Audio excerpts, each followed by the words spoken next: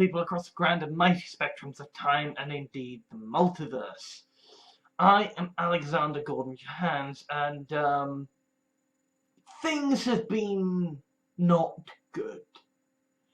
Not good. I mean, the things that were happening have abated, and so I'm technically on sabbatical, trying to recover. You know, I've been watching a lot of Jonathan Creek, caught up with that now, so that's good. That's good. Although it does mean that I have Jonathan Creek's Doris tones of explaining stuff in my head, and it's kind of been weird the way that kind of lately when I've been having naps, I've had Jonathan Creek's breakdown of how it happened, describing the events of my sort of fetishistic fantasies. You know, it's quite weird, but weirdly sort of comforting in a way as well. But yes, enough about, well, actually no, I suppose I shouldn't say enough about my fantasies, because basically that's the subject of today's video. Because I've been trying to think of something light, because I've been struggling, right? You know, I mean, I'm recovering for a reason, right? Which is that, you know, the bullshit that caused me to, you know, leave YouTube. And it turns out the great hiatus was, well, you only get a video maybe once a week now. Oh. You know, I actually got an email from some troll saying, I've won! Yes! You had a temporary period of only getting one video a week. Truly the mightiest of victories! Which you didn't play a part in at all, because it was absolutely nothing to do with trolls. But yeah, now, you know, that period is kind of over and I'm back to properly having the time to do stuff. I'm trying to sort out my head, and currently my head is just freaking out, and it's just in a very, very dark place of just like, I don't know what to do.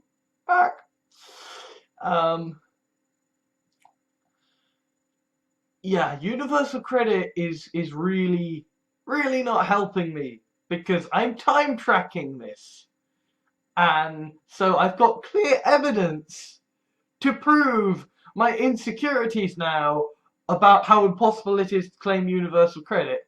At the same time, I realized yesterday, whilst I was, you know, filling out the kind of time tracking, oh hey, no, somebody has literally already made a Chrome app to just automate this shit away.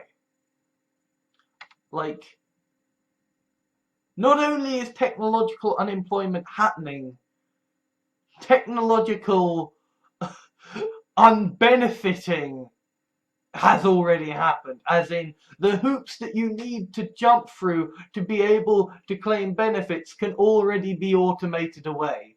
It's just literally, if you do those, if you automate away those hoops, then the government will get very cross with you. It's just, do this bullshit or we won't pay you.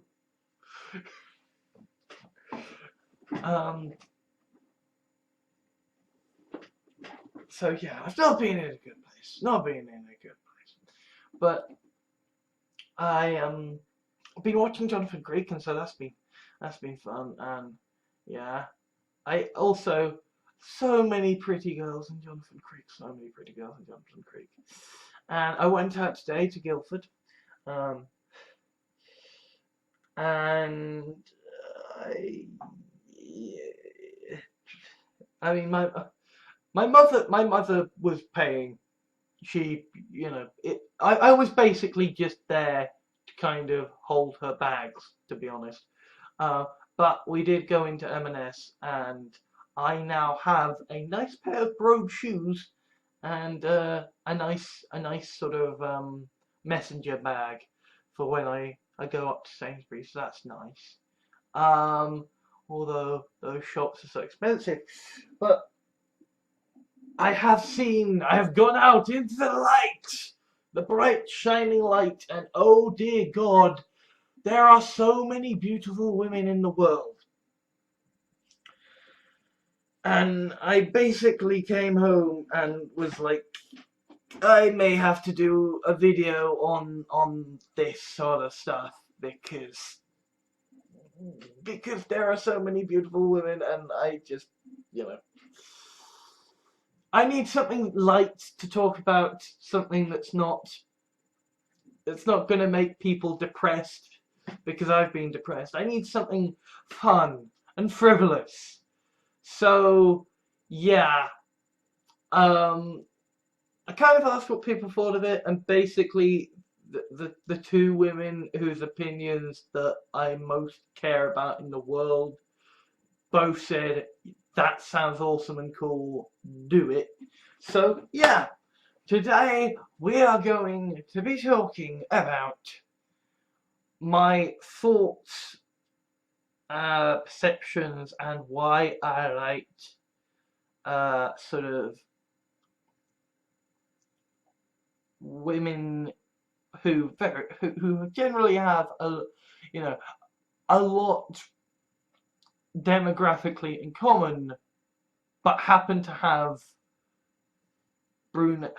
happen to be brunettes, blondes, and gingers. Why I perceive, think about them and write them so differently, and how I do so.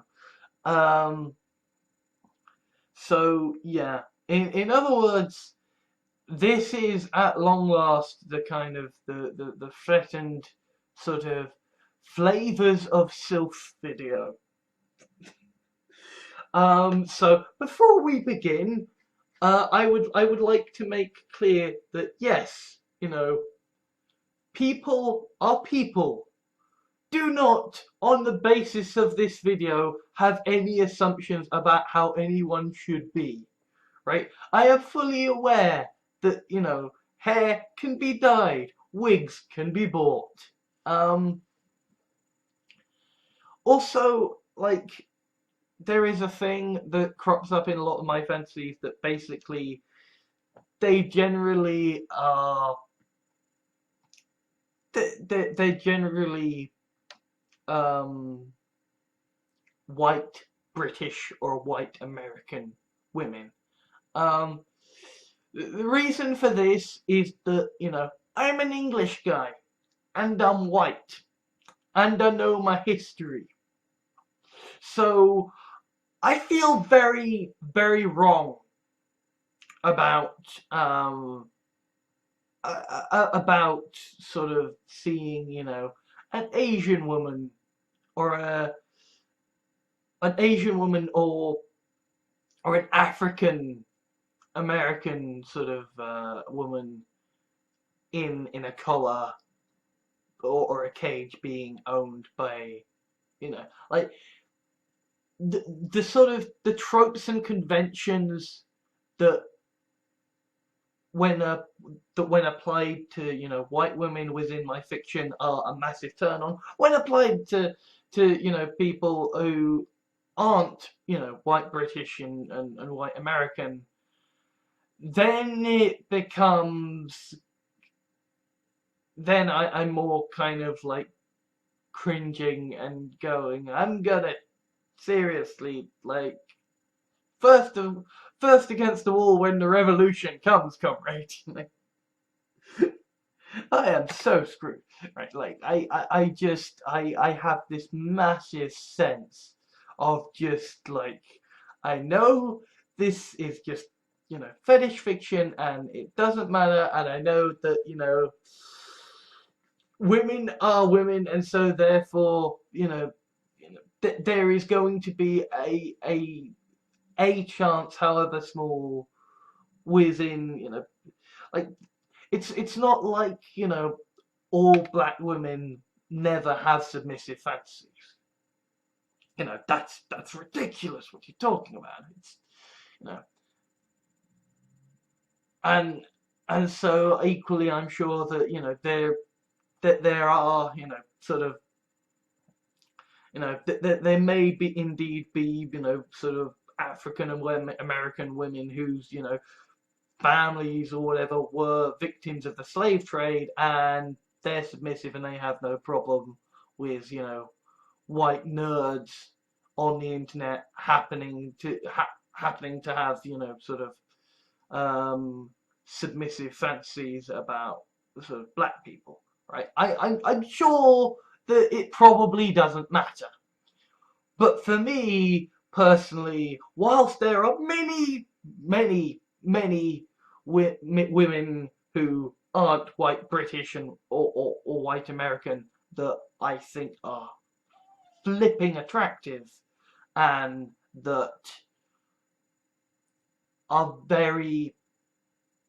that I would like to get to know under a lot of different circumstances, and that I would feel wrong about sort of including in a fiction. Like I that would be a scenario where I'd genuinely be happier in a sort of in a genuine sort of BDSM context, because then I could get the reassurance of everything's okay, it's okay, everybody's fine with this, it's not a problem, you're not horrible for having these fantasies. I mean, I pretty much think I'm horrible for fantasizing about submissive women anyway, but there's a whole level of cultural context and baggage that comes with the idea of black people in cages with collars on, that just, even in fetishes of just no, it doesn't matter if it's self, it doesn't matter what the bullshit hand wavium is. I'm very aware. Hey, I'm a white guy, a white English guy. This doesn't feel right. And obviously, right.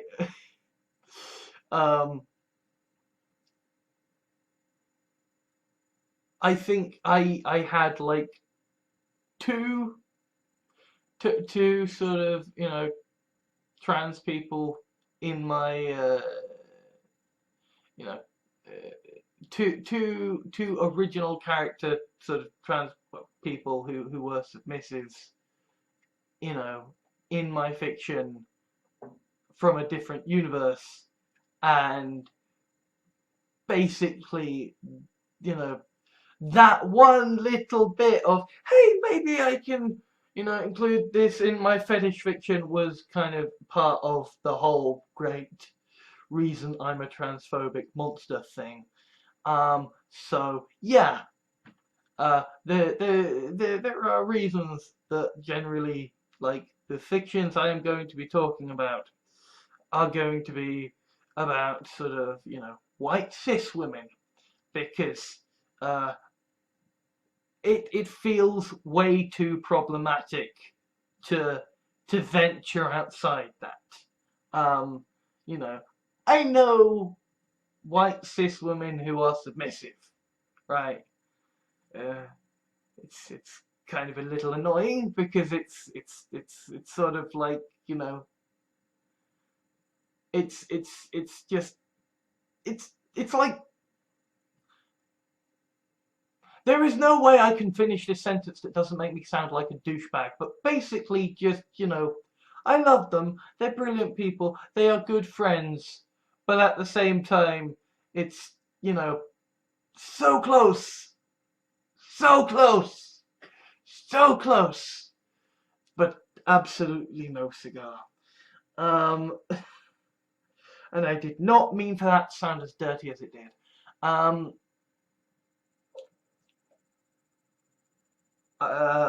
Funnily enough, I'm kind of making this video for those for those women, in fact, because basically I came back from today and from my shopping today, and was like, women, they're so beautiful, I have to talk about them. but I probably shouldn't. And they were just like, no, do it, it'd be fun, do it. So I'm doing it. And yeah, obviously, like, treat women with respect, treat all people with respect, like, you know, don't whatsoever say, well, because this guy on the internet said it in a flipping video, therefore I will treat all women like this and assume that all women are like this. I suppose this is kind of just, almost me being nerdy about my, my fiction and the adorableness I find within it. Although I acknowledge, for reasons kind of just alluded to, that you may find it problematic. And that's fair enough. If you do not want to hear me talking about what I like about gingers, blondes, and brunettes, please go. Also, I need to make clear. One, I have a rule that's just,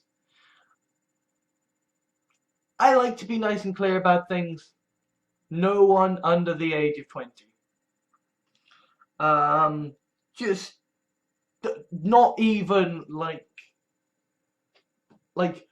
maybe a firm handshake. That's it, right? So yeah, I mean, I'm someone who gets annoyed at the 10th Doctor in a row, because it's like, you're 900 years old and she was 19 when she started traveling with you. This is a bit wrong. This is a bit wrong. Yeah, don't do this. But at the same time, like, I'm 24. I'm not gonna be having fantasies about 50-year-olds. I'm gonna be having fantasies about young women because I'm a young man, right? It's just kind of a thing, that yeah, shockingly, as a young man, I'm having fantasies about, women my own age, which is young women. Although, obviously, I fully respect that I may be 60 and still having fantasies about young women, because I'll be a dirty old man, probably, if I live that long. Because Kelman syndrome, oh, it's fun. So, yeah. Consider this your kind of, your warning, and sort of your chance to GTFO. I'm going to do a cut here, and then I will discuss, and you will be free to call me a chauvinistic, misogynistic pig, because frankly, what I am about to admit when it comes to fetishes and fantasies, yeah, when brought out to the cold light of day, I'm going to hell first against the wall when the revolution comes. Yeah. So let's address the elephant in the room. Right. Which is that for a guy who thinks that Nazis are moral to be killed, I seem to write about pretty blonde girls an awful lot. Well, the reason for this is almost, I suppose, worse, right? From a certain point of view, in that, the Nazis, liked blonde women because they believed that blonde women were strong, super women. It's not why I like blonde women. It's not why I write blonde women.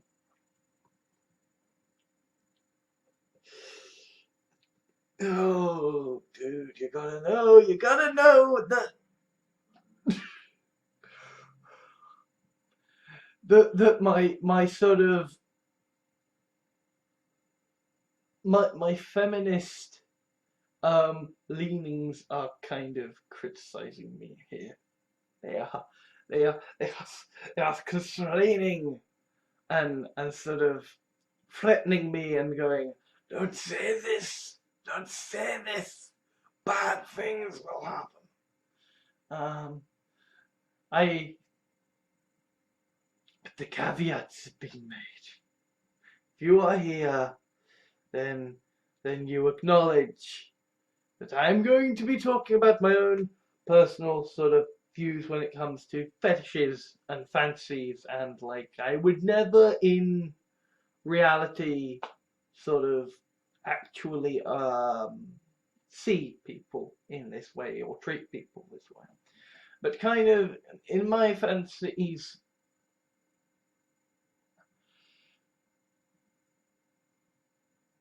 I suppose blonde women are the kind of they are the kind of the perfect. That's that's unhelpful because I'm talking about something incredibly subjective. I can't use a term like perfect. Uh, like they are the kind of standard sylph because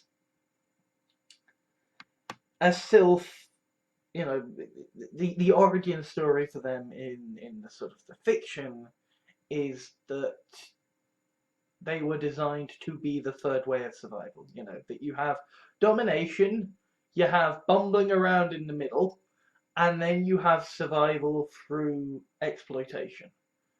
And sylphs are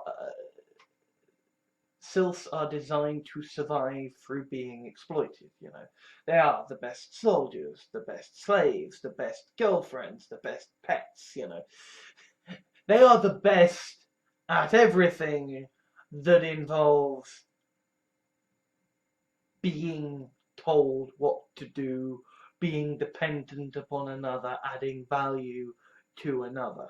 And I realise I included girlfriend on that list, but like, from a patriarchal society, yeah, yeah, kind of that applies. That, you know, that is one way of survival, right? Um, and I suppose blonde women are they are the perfect sylph by those standards, in the sense that within our society, blonde women can most easily survive through exploitation, in the sense that they are most often exploited. Um, you look at so many of, you know, the great sex pots throughout history. You know, they've all been blonde women. Um, and that's so far so mundane. That's me sort of being autistic and saying I have to have 1,000 reasons for everything. But that's not kind of what you're here to see. You're not here to see me sort of say, ah, well, you know, I write them like this because of that, or this. No. Um,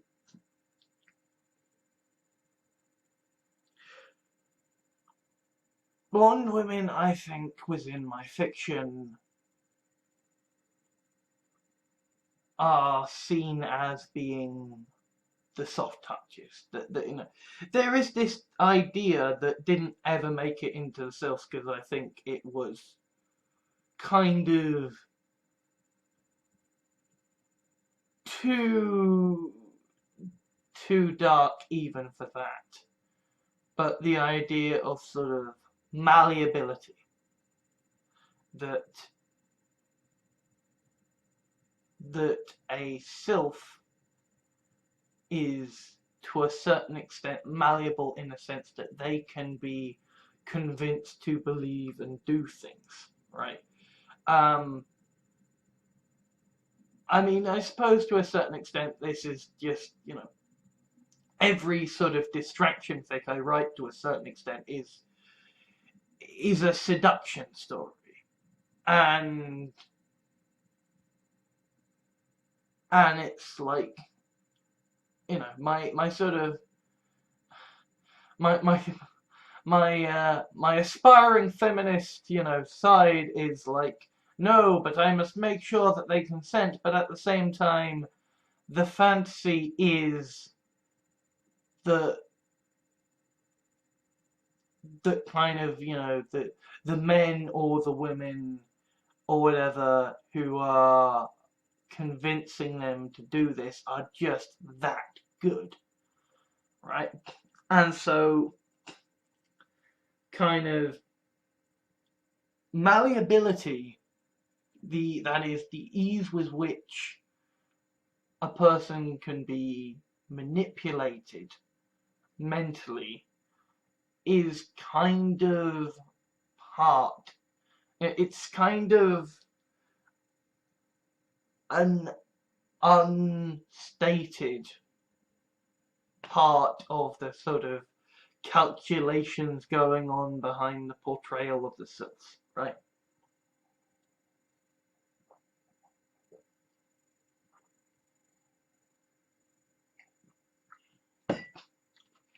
It's like how I mentioned in my video on 4 that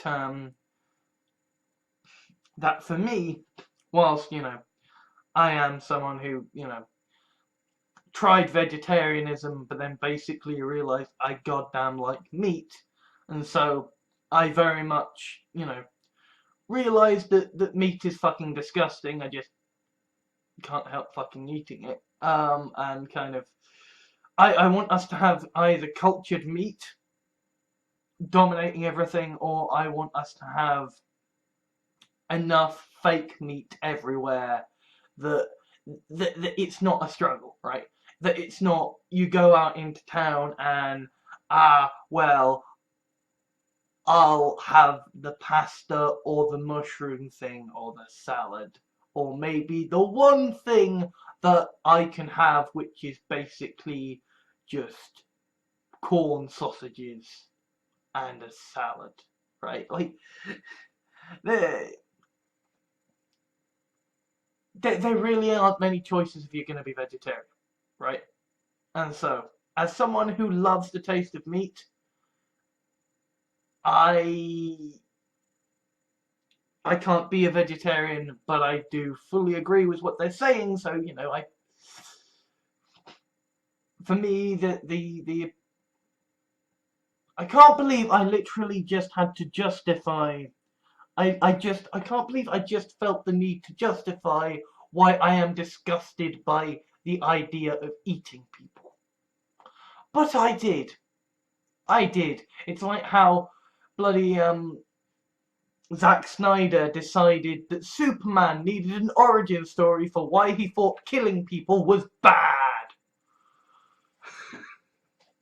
I need to justify why I think eating people in a fantasy is a bit disgusting. Yeah. But no.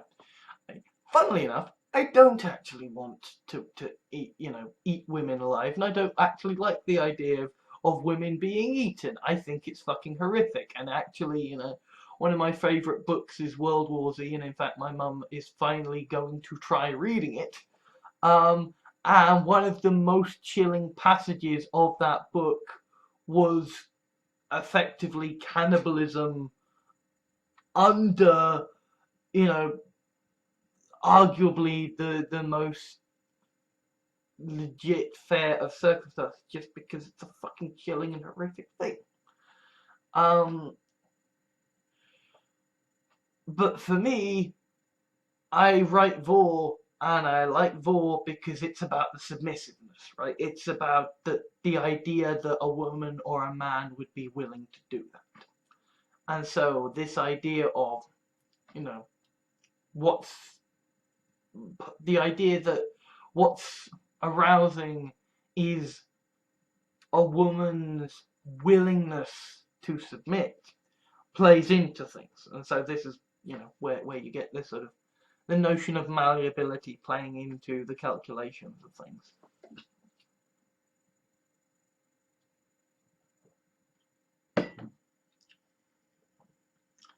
And so for me, you know, blonde women in fiction, you know,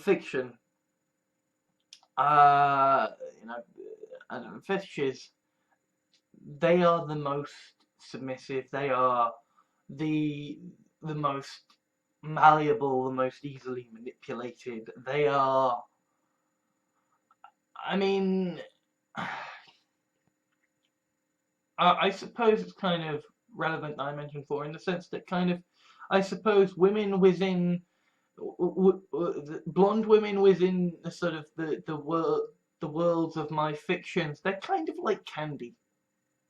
Like just sort of candy walking about in the sense that, you know, yeah,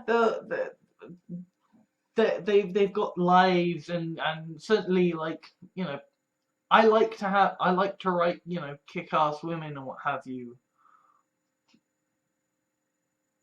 but at the same time, part of the, you know, the fancy thing that I write so often is, you know, this idea of, you know,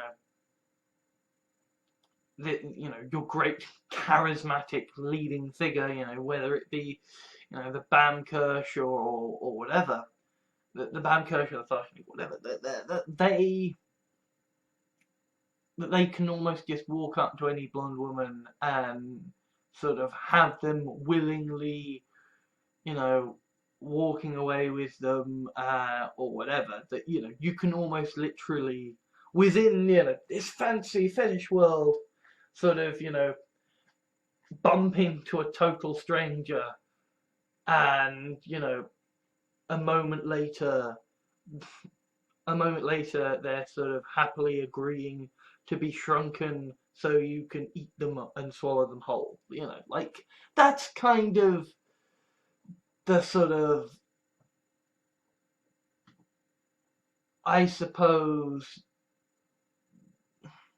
it's not really subconscious, but that's kind of the, I suppose, one of the underlying, um,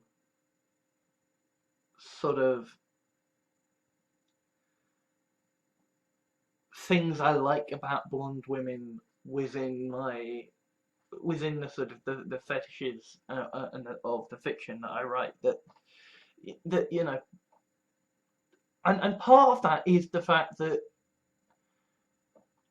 you know, society is this cold, horrible thing when it comes to women, right? Like, you know, I wrote this shitty script for a series that never came to light.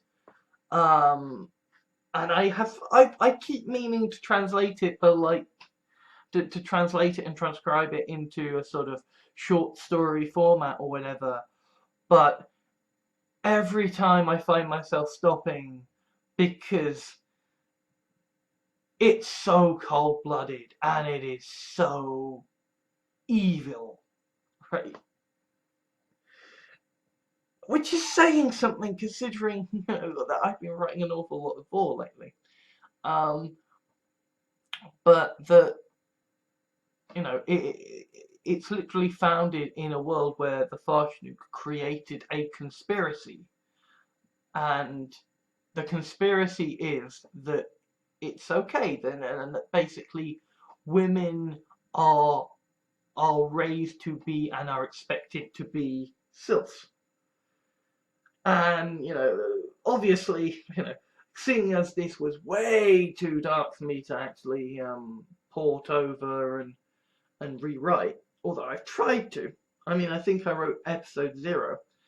I mean, it's also just badly written compared to what I'm writing now, because, you know, practice makes perfect, or practice makes less shit, in my case.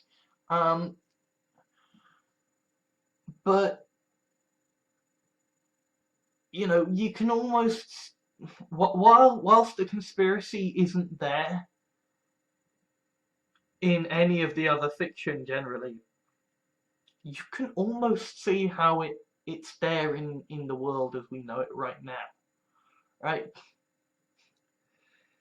I mean, we don't technically have a conspiracy to raise women to be submissive and vulnerable, but we almost don't need to, because instead, you know, like once upon a time, yeah, we did have all these rules, and like basically the idea of capital came along, and you know, all these men wanted to make sure they knew who was gonna get their stuff after they died, because basically, you know, you need to know who's taking over after you, so that you're not gonna have anyone shivving you while you're alive, right? Like, the way you stay alive in the ancient times is that the person who's going to inherit the throne after you is gonna keep anyone from killing you or trying to take your place, because, hey, it's theirs, right? And also because, you know, you want to build a legacy, blah, blah, blah, right? Except the way you do that before DNA testing is by controlling who has access to your baby making machine, which is women.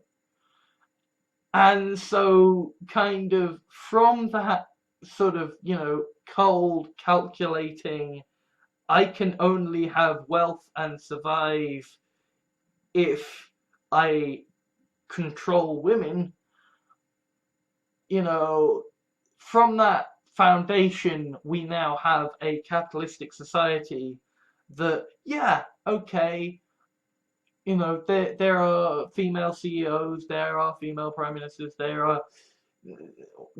was very nearly a female president, right? But we're still sort of telling women, hey, you know, you need to dress this way, you need to eat this way, you need to live this way, right? I mean, we're still blaming women for being raped, right? And I mean, it's actually something that I kind of ended up going into a massive rant on in one of the fictions I've been sort of working on lately, is the way that, like, yeah, men are starting to get sexually objectified now, but if you compare the way sort of women and men are getting sexually have to be seen to be good looking enough to be sexually objectified, with women, like, they're told to starve themselves, to make themselves sick, right? Men, you're told to lift heavy things and eat a lot of meat, eat a lot of disgusting stuff, and do a lot of running and a lot of hitting of things, right? You know, it could not be more flipping heteronormative, and like, women, you must be vulnerable, men, you must be violent, right? You know,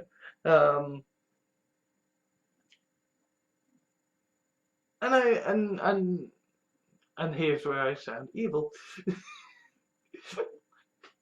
Part of the appeal that I have, part of what I like about blonde women is the fact that we kind of, yeah, we've got this, we've almost got this conspiracy to raise the perfect self within society now, you know.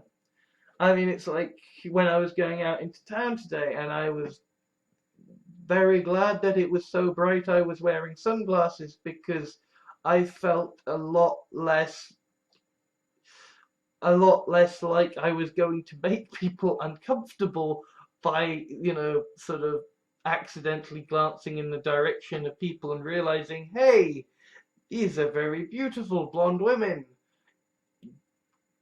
And there are a lot of them about. A lot of very beautiful women about in general.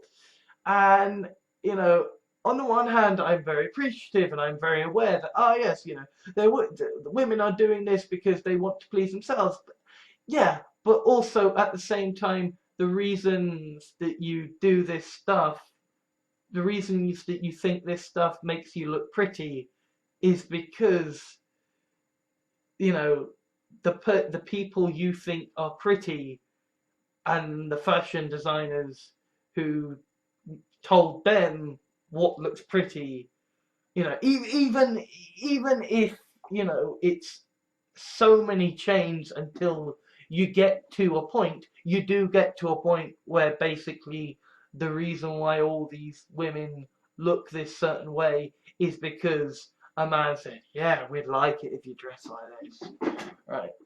Culture is based on the oppression of women, and so, yeah, we have women who dress in who dress and look in ways that kind of, I, as a man who is uncomfortable going outside, um, find deeply attractive. Um, is it's based on oppression, and I suppose, blonde women are in our society part of that, right? Like, that, you can have very attractive women of, various different, it doesn't matter, but, there is that perception even within, even in hashtag the current year, that, blonde women are this, hypersexualized, attractive thing, you know. I mean, what was that line the master, said when he found out about Rose? Oh, she was blonde, was she? Right?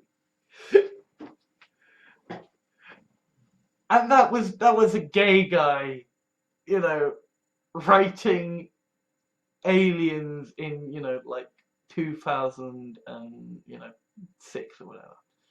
Um, but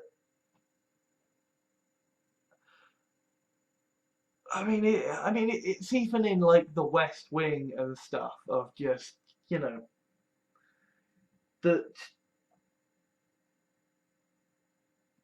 I mean, you see this in the whole sort of, tradition of like of representing, Republican women as sort of, the sort of the sex kitten approach of just like of all being sort of young, thin, and blonde. Tammy Laren being, the latest instance of this. That it's like, yeah, you can be a woman and you can be a conservative, but you have to be a sex doll. That's just a thing in society that we have now. So you take that and you apply that to a fantasy sort of to a sci-fi, a pulp sci-fi multiverse, where you've had all these elder gods sort of spreading this submissive juice around the multiverse, right? I mean, let's face it. By 2016, there's gonna be an awful lot of self blood in society. right? And so it kind of almost makes sense that, you know, that if Legisios and Farshnukes and Elder Gods and all these wandering misogynistic jackasses are going, ooh, blonde women, that, you know, from an evolutionary point of view, right, they're going to be turning an awful lot of blonde women into sylphs. There's going to be quite a few sylph blonde women impregnated and then left back on Earth, right? So there's going to be a lot of sylph oats cast. There's going to be a lot of blonde women who are sylphs just within society. So it kind of makes sense from a sort of evolutionary biologist point of view, I suppose, that, like, yes, if you have a species that is literally designed to be exploited, and you have a demographic that without this thing being there is generally exploited in this way, and then you have a whole load of sexist bastards who will find women they like, turn them into sylphs, and are likely to impregnate them, then leave them behind, that the chances are that you're gonna have a lot of blonde women who have got a lot of natural sylphiness in their heritage, right? Although that may just be me saying, yeah, I'm totally justified in thinking that, in wanting to fantasize that blonde women are candy, and that, you know, they'll just say yes. But I suppose that's what I'm talking about with regards to blonde women. That's the feeling and perception and how I write them, and that they are just the sweetest and the kindest and the most adorable, and like, kind of, you know, in my fiction I kind of have three classes of, like, three different classes of what sylphs can be, or in the sense that, you know, or not even sylphs, but like three different classes of what submissive women in the sort of the fantasy fetish fiction I write can be. They can be pets, they can be toys, or they can be cattle. And, like, the pets, you know, they're sweet and playful, and they've got a certain amount of agency, and you care for them. The toys, you know, they might have a certain amount of agency granted to them, but they are belongings. They are, you know, and because, you know, because it's me and I'm turned on by submissiveness, it's, you know, it's they consent, or at least they think they're consenting to everything, and so they're perfectly happy with their lives. But they are playthings, and they have off switches and what have you. And then you get to cattle, and cattle is where it kind of becomes vor with, you know, things like were-sylphs. The idea being that, you know, a sylph is designed to be exploited, so it likes pain. And, you know, you can become a sylph through, you know, sylph pills, right?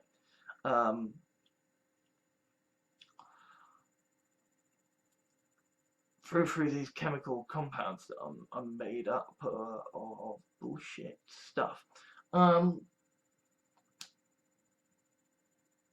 And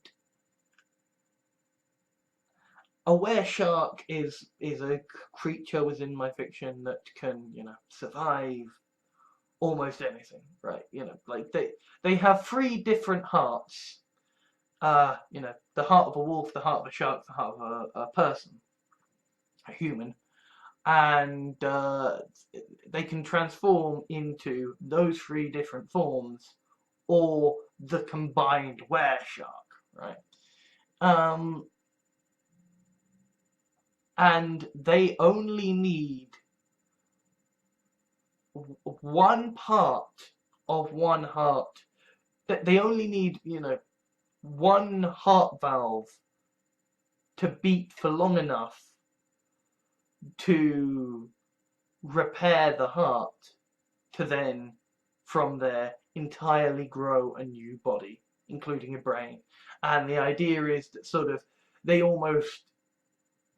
retain the memories from, you know, the heart valve, by kind of the fact that basically when the last great werewolf bit into a great white shark, founding the were-shark race, that founding's not the right word, sort of, I suppose, birthing the were-shark race, that almost she mystically, you know, tapped into the logic of the multiverse and made it so that a were-shark's blood was tied to its soul. So therefore, you know, a were-shark's heart, so long as it keeps beating, will be tied to its soul. So, so therefore, I mean, it's or it will be tied to a sort of a backup within the ether of the soul from the time the heart valve was taken from the were-shark. Of course, generally, like you can make it work with heart valves, but it's more reliable with just removing single hearts, because they've got 3 hearts, so you've got room to work with there. And so were-sylphs then like pain, and they have the ability to recover from being eaten and destroyed entirely except for a heart. So, you know, that's where you get the idea of cattle film. That's sort of where the sort of where I allow myself to sort of have raw fantasies without it sort of crossing the line for me, in the sense that, like, in many ways compared to, say, you know, to the chicken that I eat regularly from KFC, you know, a lot of were-sylphs actually, when they're being eaten, are treated a lot more ethically fine than, you know, chickens from KFC or whatever. Not least because because in my fiction, they tend to only be included if they consent, because the point is not to do something horrible to the characters. The point is to kind of freak out the people reading my fiction, saying, yeah, you like eating meat, do you?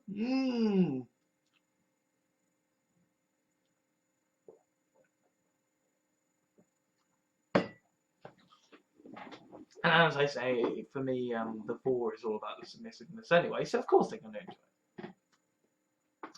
it. But yeah, because blondes are kind of, they are the ultimate submissives within my sort of fictional fetishistic fantasies. They are the perfect pets, they are the perfect toys, and they are kind of, yeah, the perfect cattle as well, because they'll be so happy and sweet about it. They'll just not, they'll be cool about it. And even in cases where I do create more kick-ass sort of characters, you know, like, you know, the Unleasher and Lucy Dance, kind of, that's just to emphasize, how sweet it is when they are a sylph, right? It's the contrast. I mean, I suppose this ultimately is why. Well, no, it's not ultimately. There are many reasons why, but like, yeah, absolutely. Um, for me, the idea of consensual roleplay is really a nice, like, you'd think there might be a part of me that would maybe hypothetically get frustrated because I'm writing all of these fantasies about submissive women and like who are really malleable and blah blah blah. Whereas like for me, there is something really hot about, you know, a woman that you can have an in-depth discussion about, quantum mechanics, feminism, and politics and the world today, and all this stuff, and she will call you to account when you fuck shit up, but at the same time,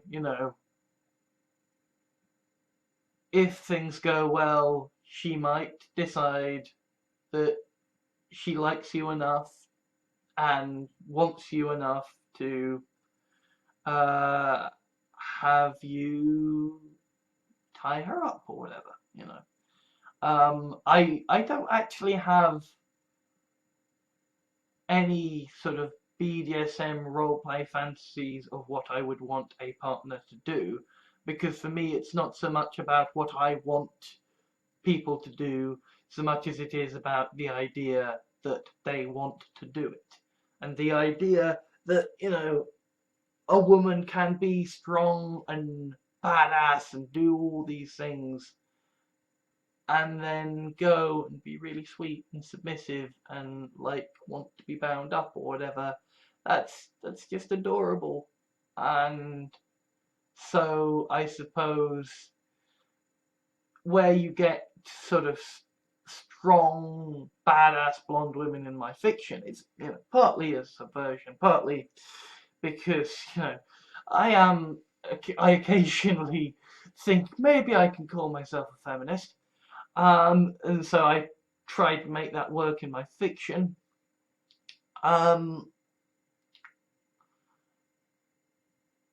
and it's also because it makes it all the sweeter when those strong titans who can lead and coordinate armies across a great multiversal battlefield, that, when the day is done, they can go home to their owner and be the sweetest little puppies.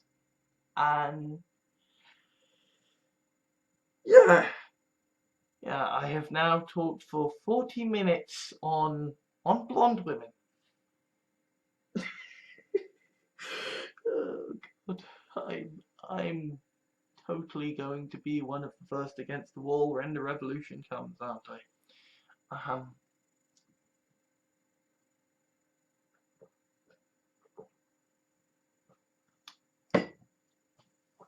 And yeah, for me, like, when I have my microphilia fantasies of like shrunken women, they're always blonde. Um, they just, oh, it's just, I suppose, because for me, maybe, microphilia is the sweetest, most adorablest thing in terms of a how a woman can be in fiction, and so it only makes sense that I want to sort of, if I'm going to write it, I want there, if I'm going to write it, if I'm going to, read comics about it or whatever, that I want the women involved to be to fit, you know, my fetishistic definition of what the sweetest kind of woman can be, which is blonde. Um, and weirdly, like, it matters that it's long, straight, sort of blonde hair as well. And like, ponytails can be cute, but I prefer just long flowing hair. And again, right, you know, even aside from all the ways in which my, you know, feminist, you know, tendencies, and I suppose parts of me that are terrified of feminists are saying, dude, there is also a part of me that feels like I am a guy in a desert saying, yes, well, this is my favorite kind of cocktail. Like, dude, you fucking deluding yourself. But I'm talking about my fiction, so it's okay, right? Maybe? Don't shoot me. Um, uh, so yeah, I'm gonna take another break, and then we're gonna discuss gingers. Um, yeah. Also, I feel like I need to sort of make clear that, like, when it comes to blondes, there really is no inspiration in terms of the there really is no inspiration in terms of people who inspired the characters or whatever, you know. I mean, I happened to mention in a Discord once, I think, because guys were being dickheads, um, that that that like I had liked Fern Cotton and Billy Piper and stuff, but they're not never.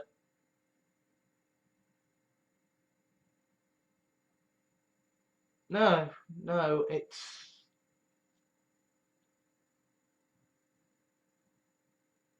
there really is no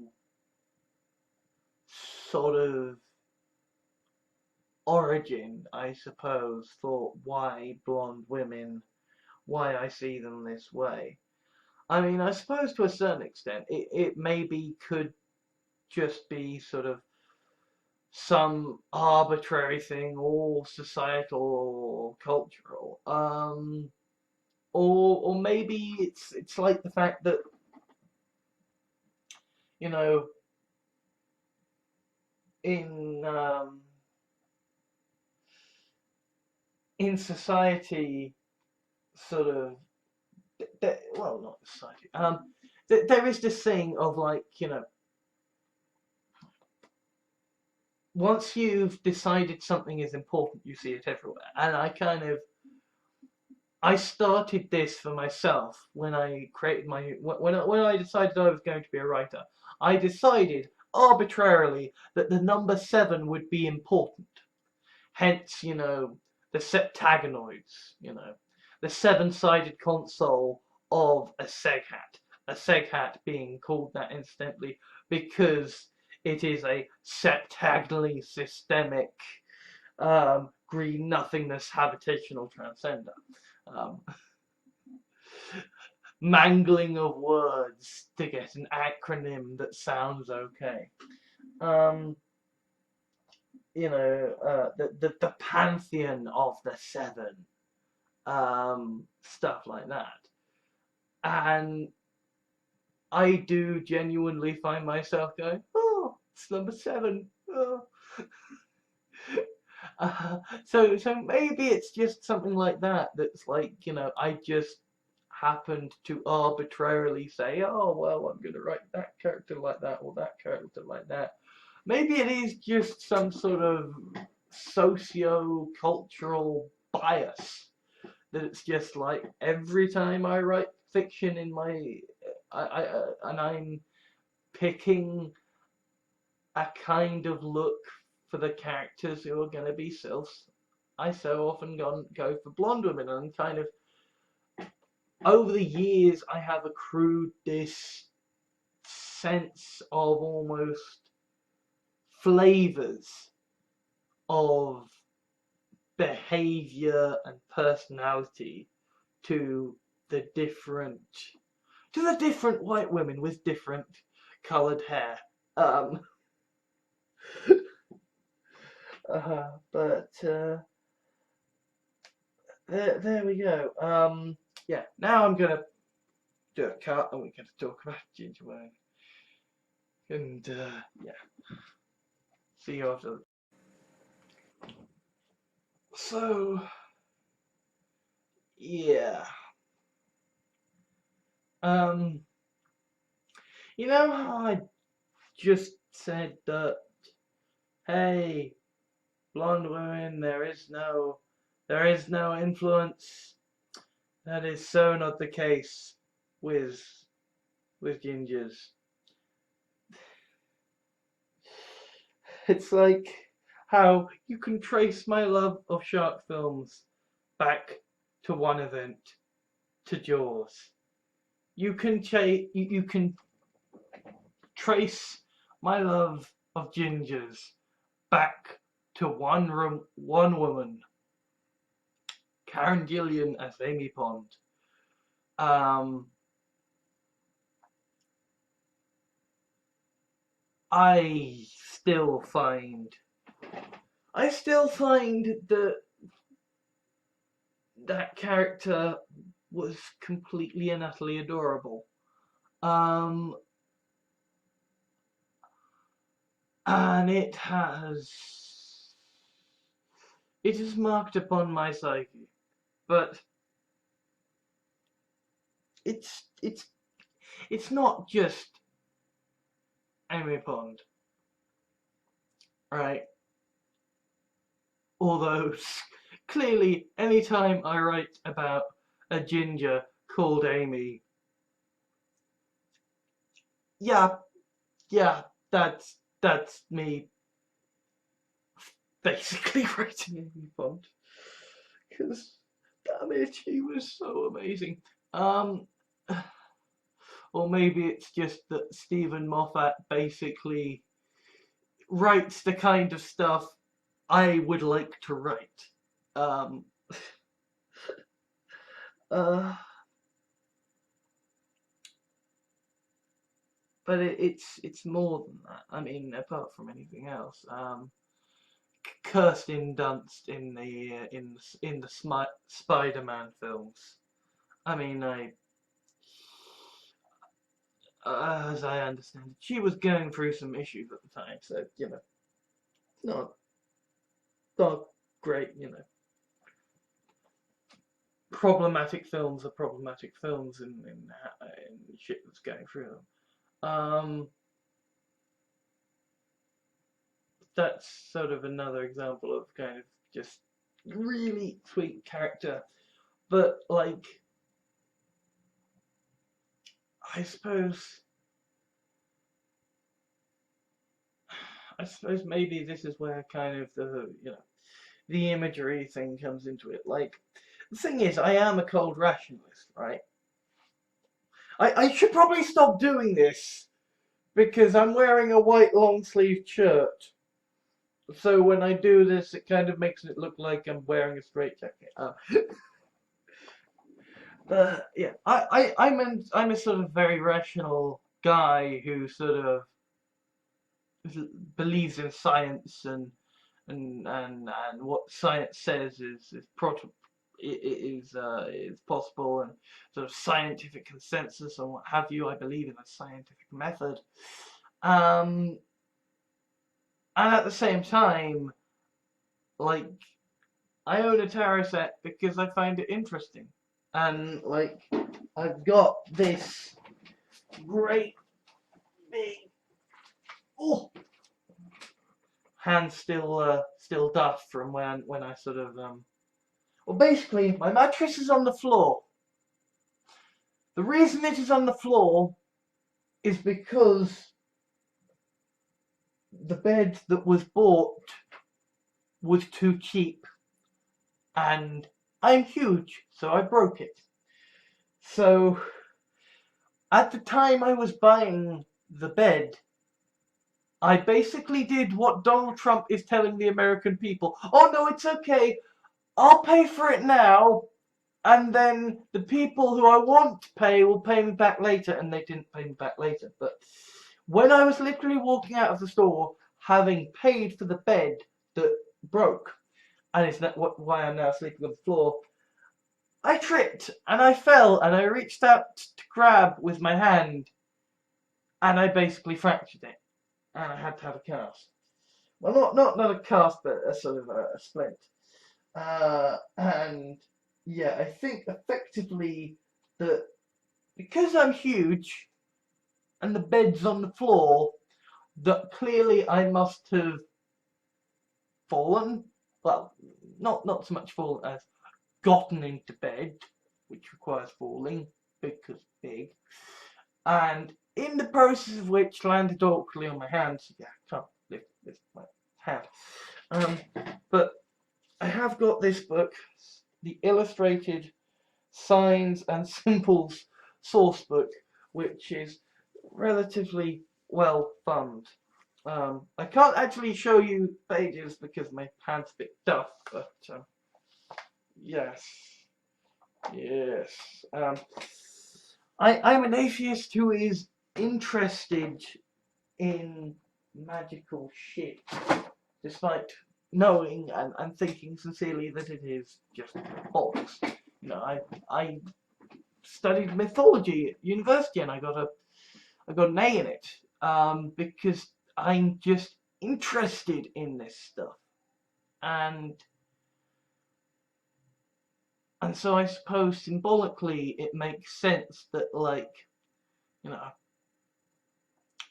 that the golden haired is the possession and the flame haired is fiery. You know, there is this phrase that was used about the time Amy Pond was being cast, and that's kind and was being talked about, and that has since come under a lot of derision within feminist circles, which is feisty, right? Because kind of feisty is like, you know, it feisty is like a chihuahua being angry. You know, it's like, oh bless it, it's making an effort, it's trying to make itself look big. Oh, you know, it's like sorry, a sort of cartoon on the internet that I think someone had created, saying that basically problems of being cute are that of being small is that people think that you're being really adorable when you're angry and raging inside. And it's like, I want death upon the world, and everyone just goes, oh, you're so sweet. Never do that to people, by the way, because if someone's angry, condescending to them is a great way to get your bollocks ripped off. Not that I have. Oh no. I technically have bollocks. Technically. Tiny ones. But that's not really relevant to this discussion. But I suppose, you know, feisty is kind of like that. Feisty is, oh, bless her, she's putting up a fight. Right? But I suppose that kind of that kind of problematic term sums up why I sort of like the role of ginger women within my fiction, in the sense that, like, you know, ginger women are equals. Like, they can be seen as equals within the fiction, but at the same time, you know, at the same time, they they're still malleable enough, right? You know, they can put up a fight, and they can be brash and outgoing and adventurous and do all of this stuff, but, you know, if the big damn hero comes along and says, you know, sort of quote the Hitchhiker's Guide to the Galaxy, "Hey girl, do you want to see my spaceship?" You know, or whatever. Then yeah, they're gonna go. They're gonna see a spaceship, and they're gonna be interested by it, right? You know, like like you know, they they are they are much more equals, but at the same time, to a certain extent, the right kind of guy, under the right circumstances, if you jump, they will. If you call, they will jump. You know, fiery, passionate, and at the same time sweet and adorable. Because let's face it, that's what I like from my women in my fiction. Um, I'm not gonna be writing, you know, this woman, she's a horrible fucking asshole.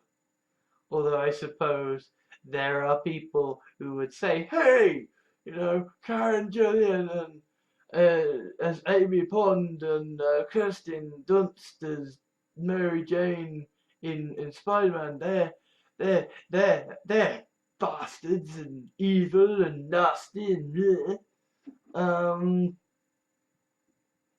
And yeah, I agree that kind of Stephen Moffat has a weird thing about how, you know, it's okay for him, it's okay for women to slap men. It's it's like, you know, I've got tits because of Kalman syndrome, and women will just grope me. They will just grope me. It's just a thing that happens of just like, ooh, let me have a squeeze, and it's like, yeah, I don't get to do that to you. That's not a thing that's acceptable the other way around. But because I'm a guy with tits, ooh, let me have a squeeze. There are reasons I do not go out.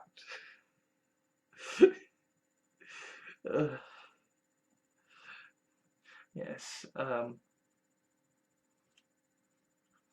am so going to hell. I am so going to be first against the wall when the revolution comes. Because here I am, talking about how, oh, it's so nasty to be groped and sexually objectified. Meanwhile, let me talk about how I think that ginger women are adorable.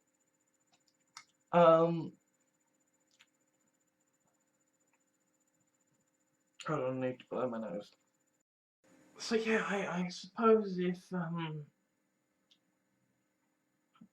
if a blonde woman is candy floss, then a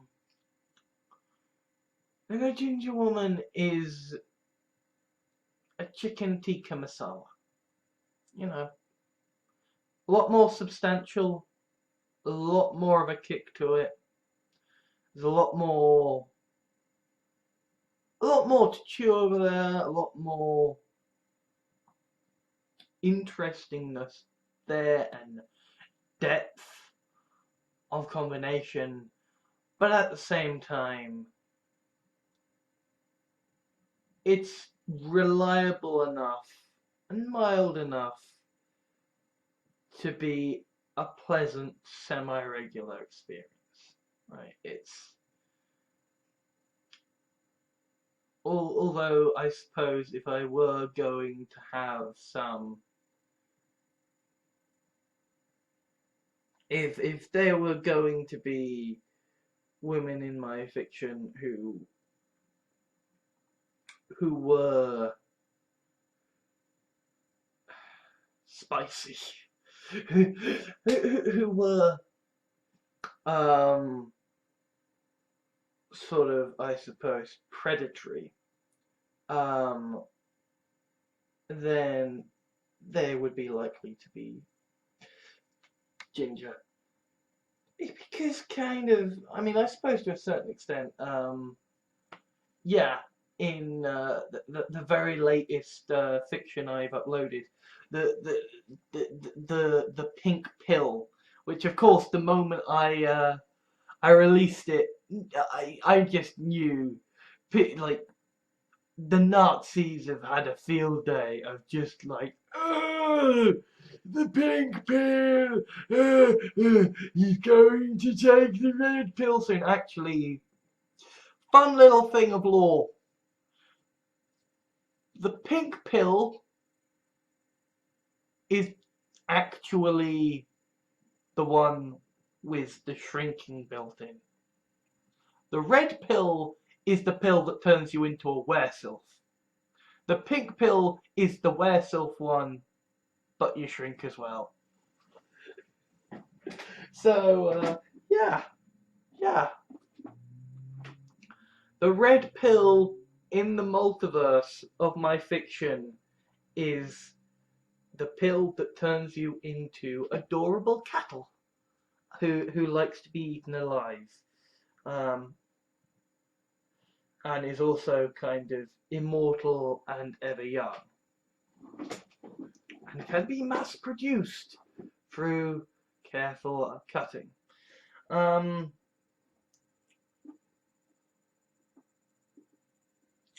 but yeah, in my latest fiction, the Pink Pill, I did basically have you know, this latest character who I suppose is almost becoming part of the, you know, the grand pantheon of recurring characters now, called Amy Hurst, who is well, she's not Amy Pond, because apart from anything else, I love Amy Pond's character arc, and like, Rory is so awesome, and I don't want to touch that, right? It's not just Amy Pond was the numbers filed off. It's like Amy Pond has a very particular character arc. Amy Hurst is a character with certain looks and personality traits that are similar to Amy Pond, but her character arc is different, very, very different.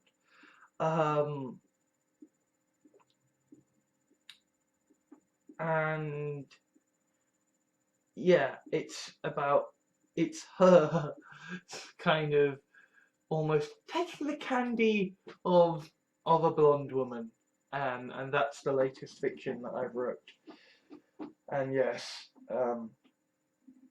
I confess that basically in my darker moments over the last few weeks, and the what's kind of been keeping me going has been these fetishistic fictions that I've been writing, and these fantasies of blonde women and ginger women.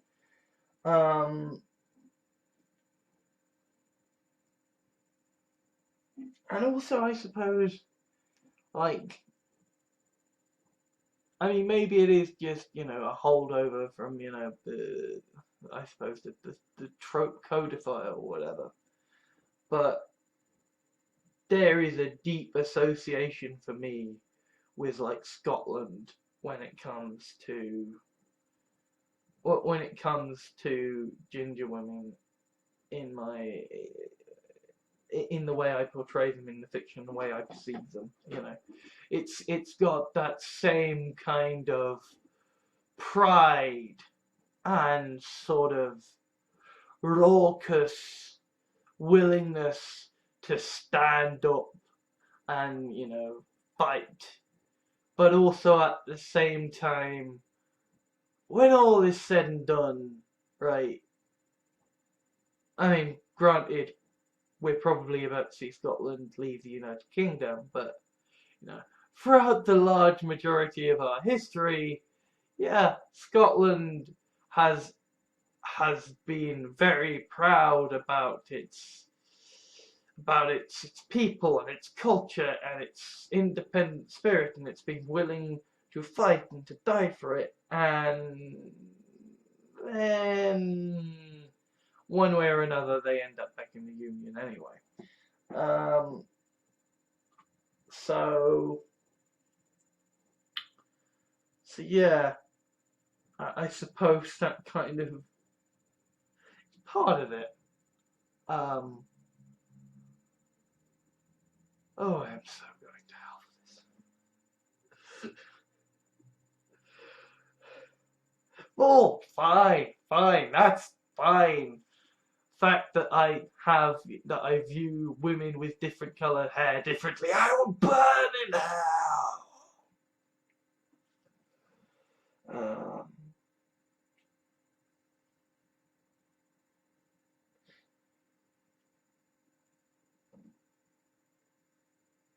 Yeah, it's that little free zone of danger, but with at the same time sort of like, because they're in my fiction and my fetishistic fantasies, the submissiveness as well. And I suppose also, while we're sort of talking about this, yeah, there is also the thing that genuinely, like, the only alcoholic drink that I absolutely love is alcoholic ginger beer, and that basically the one drink that got me off Diet Coke for a good few years was ginger beer, because ginger has that kick. And so I suppose, yeah, ginger's important to me in a lot of different ways. And of course now our cat Ronikin is ginger as well. And, you know, whilst, you know, he's a fucking cat, so yeah, none of this comes into it. He is at the same time an incredibly adorable little thing who will just savagely attack me for fun, right? Which I suppose kind of, you know, I could see a woman in kind of a ginger woman in one of my fantasies doing what Ronikin does, where he will basically wake me up, sort of meowing his little head off. I'll have to give him a cuddle. Then when I kind of pull myself together enough to kind of, you know, clean my teeth and what have you, and go downstairs, he will follow me downstairs so that he can get his proper cuddle, then get his food, and then he will follow me back upstairs until I eventually give up and I'm like, here, go to mum. Just don't be here on the floor anymore. And then he will attack me, because he just likes to do it for fun. And he's so happy when he's doing it. Sorry, I got distracted talking about my cat when talking about ginger women. Oh God, it's been a long few weeks, a long few months. I suppose I need to just record a video like this that's just stupid. Just completely stupid and happy and fluffy and not like, oh God, we're all going to die. But you know, I, yeah, I could see a sort of a woman in a sort of ginger, no, but I could see a ginger woman in kind of one of these fetishistic fictions, um, doing a similar kind of thing of like following the male protagonist around and being really really sweet, and then kind of just needling him about the shit he's fucked up. Um, Before again being incredibly sweet. Um, Although granted, I don't think any woman in my fiction will ever be as savage towards me as my damn cat, who's just like, I will attack and bite, you know. Um, like, I suppose the kind of fiction I write can kind of work with vampires, but I'm not interested in vampires myself. Um, I kind of flipped it with the whole sylphs thing of almost making normal people the vampires, and that it's actually the sort of the vampire prey that are the immortal sort of special creatures sort of things. Um, so anyway, yeah. Now we're gonna have another cut, and then we're gonna talk about brunettes, where I fear I may actually somehow offend people even more. Okay, so if blonde women are candy floss and ginger women are chicken tikka masalas and brunettes are vanilla, not just vanilla ice cream, but also like, you know, they're a mug of tea with milk and 2 sugars. They're an iced frappe latte. They are chicken and chips, pepperoni pizza. They're Diet Coke. You know, they're just always there, and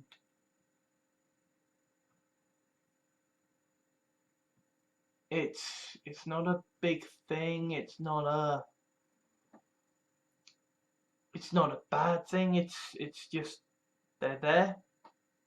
They make up the vast majority of people, and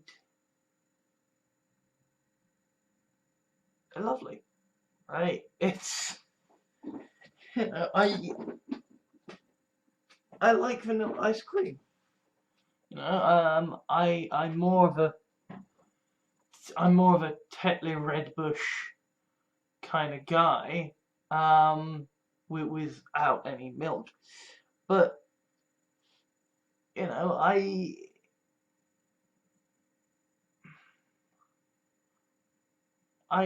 like these things. It's just, you know, these are not anything special. You know, I mean, there are brunettes that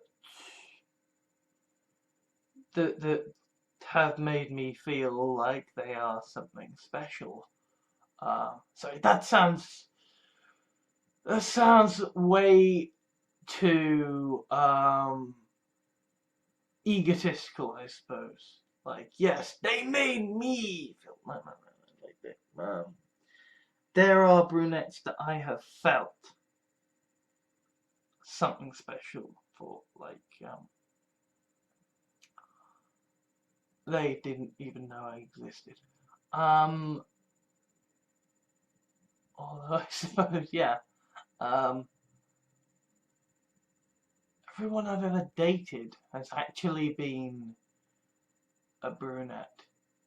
Um, but I suppose that's the thing, they are the all-pervasive thing. There's nothing bad about them. There's nothing particularly dull about them. They're just there, and it's nice to know they're there, but they're not what the story is about. Like, you know, okay, this is a gripe I have with the current era we're living through of sort of media critique, in that people get so annoyed about, well, why aren't these characters in here? Why why is this why is stuff happening that is nasty?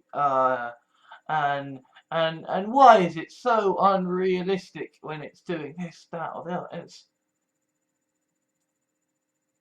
because you don't write stories about normal people, right? You just you don't. You you're not writing. I mean, there is something to be said. I mean, I suppose this is where you see it in superheroes. Like, there is something to be said for having a grounding in reality. There is something to be said for having a normal person's take on things in a work of fiction. But, like, you only need it. You only need that when the thing you are dealing with is really crazy, right? Like, the reason Han Solo is so fucking cool in Star Wars is that he's the normal, down-to-earth guy in a world of in a world of magic knights, right? He's the guy who goes, well, this is all crazy, isn't it? You know? You don't need realism if your world is set in the real world, right? You don't need to elaborate on reality when it is reality. Um, and it's like this thing that so many Farshnooks are.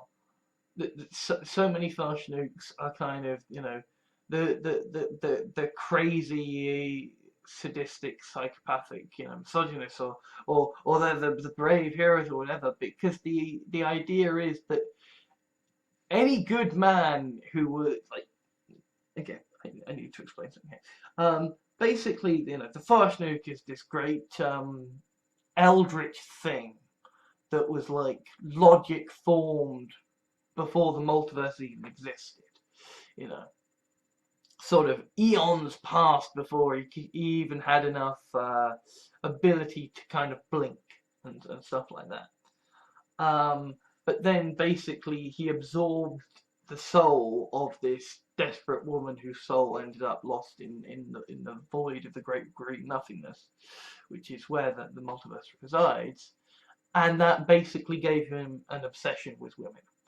And, this led through, an awful long time of him basically touring the different universes, going, "Ooh, women are awesome. I'm gonna exploit the fuck out of them." And then eventually he got tried for his crimes. He got executed, but his executor, Professor NSFW, saved his soul and basically used it to give a stillborn child another chance at life. And the idea is that the soul of the Farshnuk, the mind of the Farshnuk, is kind of dormant and in the background, because apart from anything else, right, it doesn't want to get it doesn't want to get it doesn't want to attract the attention of these, evil people, right? Not evil people, but it doesn't want to attract the attention of the people who executed it. So it lies in wait until an event draws him out. And the event that draws him out is when the host, the host mind, the host body, this stillborn child that has grown up, has its first sort of sexual experience and loses their virginity. And so, in that act, the way the Farshnuk always breaks out is by eating the partner being copulated with alive.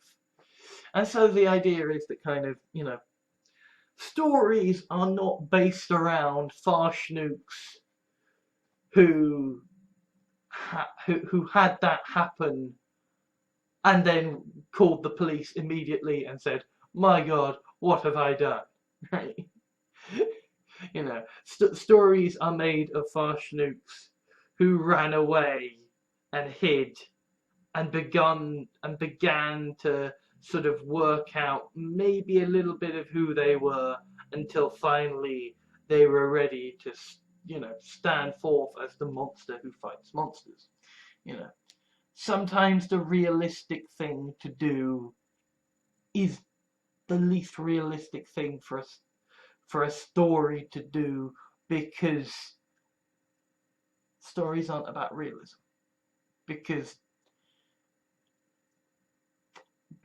stories are about extraordinary people or extraordinary events, and you're not gonna write a story about someone, getting up and going to the shops for some milk, buying the milk, and then going back home and maybe getting a bit pissed off at the news before going to bed. Right? Like, you're not gonna write a story when nothing of any importance happens. You're just not. Right? Except fanfic writers do, but yeah. If I'm gonna be writing brunettes in my fiction, it's because you need a little bit of vanilla, right? And it's like,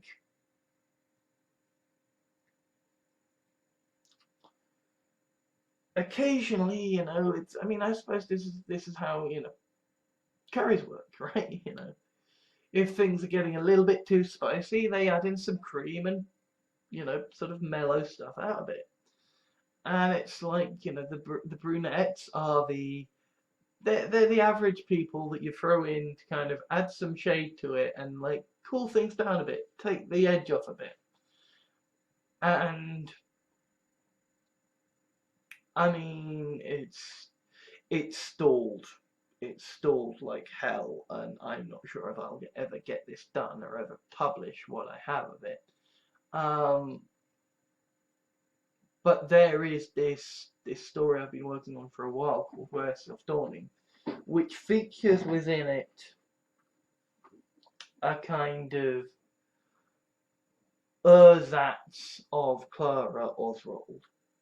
And I've already written a story featuring Clara Oswald from Doctor Who, because basically I watched Clara Oswald's last story that she was in, and like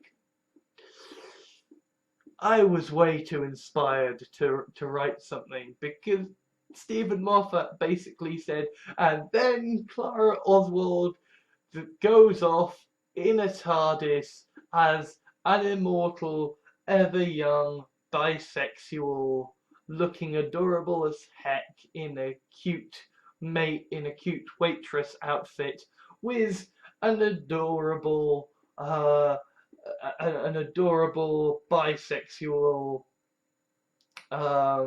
immortal ever young woman as well. Like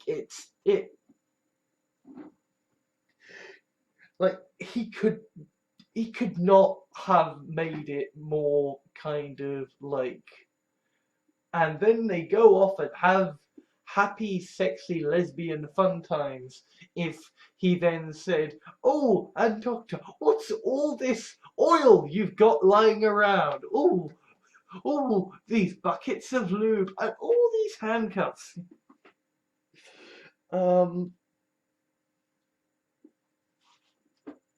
So yeah, you know, Clara Oswald is, but like, you know, there's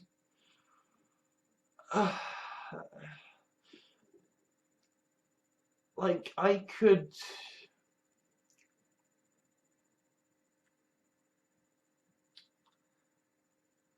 call attention to to the the ginger women in fiction that I liked.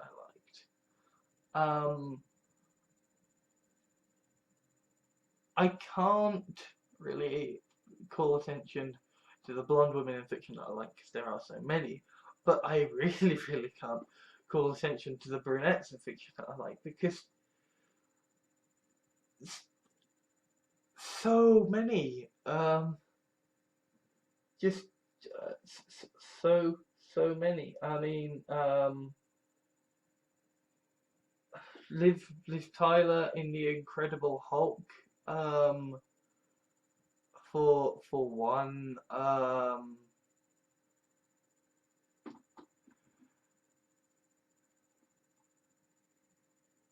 Okay, yeah. This is the thing of like, when you suddenly need to think of a word, you then suddenly know no words whatsoever.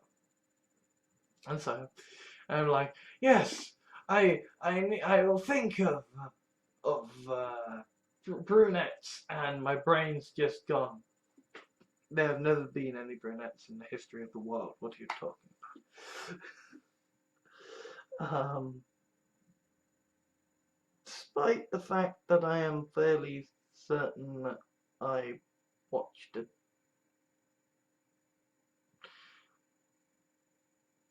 Oh dear. Oh dear, oh dear. I think I know where patient zero for my love of blonde women comes from. And it's fucking Freudian when you think about it. Well, not Freudian so much as um, eerie, in the sense,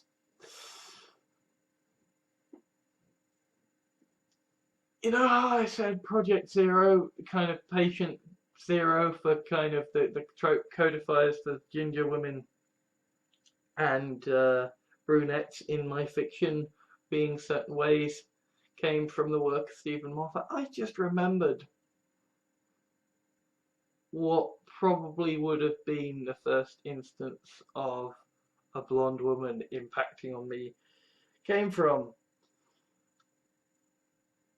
And that would be Susan from Coupling, a series which Stephen Moffat wrote, and Susan from Coupling was based on his wife.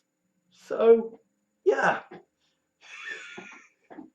Oh god. Stephen Moffat basically, like, thinks so like to me that kind of The stuff he writes, the women he writes are just so entirely my jam. I mean, all the women on Coupling are just fucking adorable. Mind you, all the men on Coupling are also men that I would do in a fucking heartbeat as well. So I'm not sure that's necessarily saying much.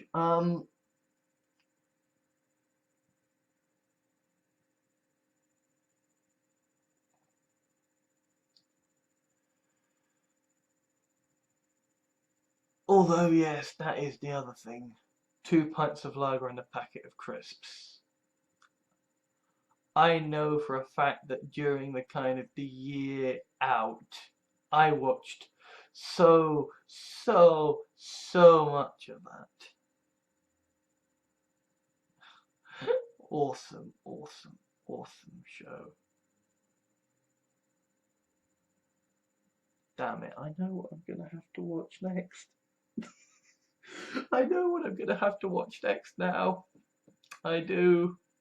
2 pints of lager and a packet of crisps. Yeah,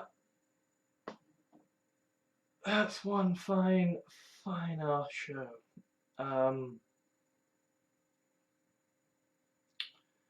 And yeah, that's pretty much a show where kind of the entirety of the main cast I would in a heartbeat, yes.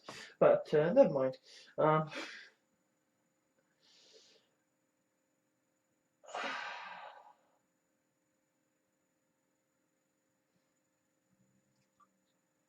But yeah.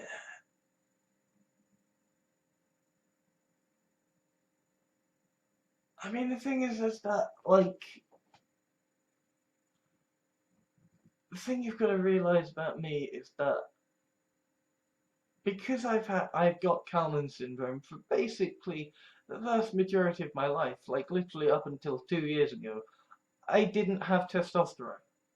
You know, I had less testosterone than the average woman.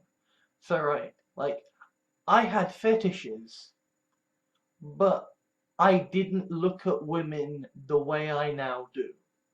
Right? Like I would recognize attributes that pop culture had told me were attractive, but I didn't really feel anything the same way, and so therefore for me it was about the characters and how the characters were, how sweet and adorable the characters were. I mean, for God's sake, when it came to Farscape, I think I ended up sort of having much more of a crush on John Crichton than Aronson, although that's admittedly because kind of, I suppose in Farscape, John Crichton is the sort of the vulnerable, messed up one, whereas Aronson is is is the dominant, calculating, hero. Um, John Crichton is very much the damsel in distress in that series. Um,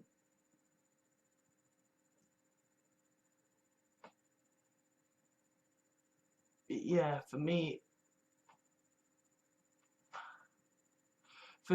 characters had to be obviously sexy, obviously enjoying the fact they have sex appeal, and they had to be interesting characters in and of their own right for me to kind of notice them in that way and want to see them in that sort of way. Um, hence, I suppose, also why Cassie Serbo in Sharknado 1 was so amazing, and that's why I was so annoyed when it's like Sharknado 2 rolls around and they've got Tara bloody Reid back, and it's like, fucks Cassie Serbo, right? Although maybe she didn't want to, risk sullying herself by getting caught into the cycle of endless Sharknado films. Um,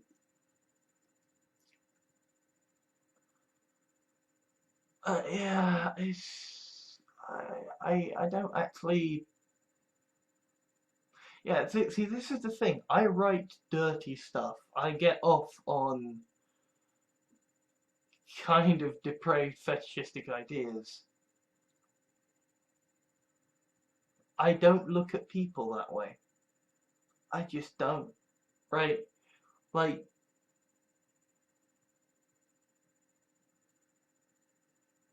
and you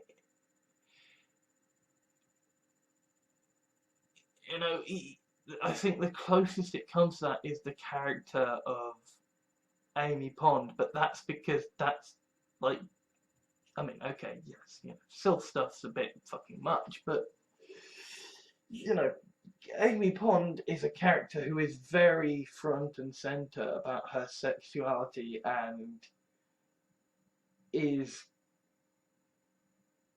is very front and center about wanting a strong, intelligent, badass guy. And I suppose it kind of, well, I suppose that's a whole different video right there.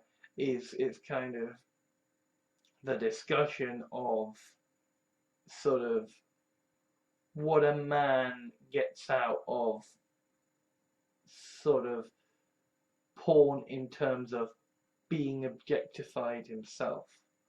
Um, that's gonna have to be another video, probably if it is covered at all. But anyway, I think I have been talking for now over an hour about women. Um, yeah, brunettes are sweet. They're nice, but they're everywhere. You know, whereas blondes blondes can be tough and intelligent, but it is only to highlight the just how sweet and submissive and easily convinced to abandon everything that they are in the fiction. And gingers are sweet and adorable, but will also kind of savage you a little just for fun, without doing anything too harmful. Um, they're the feisty teasers who who can be depended upon as an equal, but also will submit. Oh God. I'm so going to hell for this fucking video. But yeah. This is my breakdown of the different flavors of white women as regards to my perceptions of them with regards to fetishes and the way I write them in my fiction. And oh God, I feel dirty now. I feel so dirty and so wrong, and I should not have talked about this stuff. But the kind of the two most important women in my life, um, they liked what they wanted me to cover this subject. They thought me covering this subject was a good idea, so I suppose if they like it, then it will have been worth it. But yeah. Anyway, um, I'm gonna go and get some food. Yeah, get some food. I will I don't know when I'll next be making a video. It's God's honest truth. No fucking idea. Anyway, see ya. Thank you for watching my main channel. Please remember to leave a like, favourite and comment. Shout out to the Dislike Club. Subscribe if you like what you saw, and share if you know someone who might be interested in the contents of this video. If you would like to help ensure more videos get made, there are a few options available to you. You can whitelist this channel in your adblock software to ensure what ad revenue you provide has a chance of making its way to me. If you sign up to make a regular monthly donation through my Patreon, then you will get to watch a selection of videos available exclusively to my Patreon supporters over at my Patreon page. One-off donations are payable through PayPal, or if that doesn't suit your sensibilities, you can gift items through Steam or Amazon via my public wish lists. Obviously, I don't expect anything, and the vast majority of my videos will remain free and ad-supported. All that remains is to say Trump should be impeached, the genocidal must be stopped, and institute universal basic income now.